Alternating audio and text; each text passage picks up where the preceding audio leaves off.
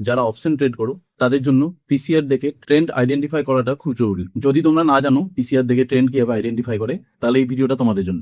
PCR মানে হলো put call ratio, মানে টোটাল পুটের ওআই কে টোটাল কলের ওআই দিয়ে যদি ডিভাইড করো তাহলে আমরা পিসিআই পাই।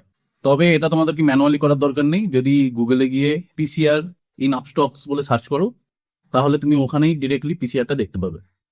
যদি পিসিআর যদি 1 থাকে তাহলে বোঝা যায় যে মার্কেট নিউট্রাল আছে। পিসিআর যদি 0.9 থেকে 0.5 এর মধ্যে থাকে তাহলে বুঝতে হবে মার্কেট বেয়ারিশ আছে। যদি 0.5 এর নিচে থাকে তাহলে মার্কেট ওভারসোল্ড পজিশন আছে, মানে এখান থেকে মার্কেট ওপরের দিকে যাওয়ার চান্স আছে।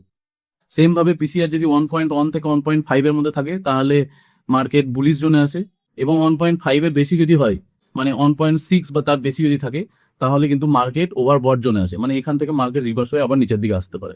তবে শুধু পিসিআর এর বেস করে ট্রেড করলে হবে না, মানে পিসিআরটা শুধু ট্রেন্ড আইডেন্টিফাই কাজে লাগে। কোন ট্রেন্ডে কোন প্যাটার্ন তৈরি হচ্ছে সেই বেসিসে তোমাদেরকে ট্রেড করতে হবে। ভিডিওটা যদি ইউজফুল মনে হয় তাহলে একটা লাইক করে দিও। Thank you.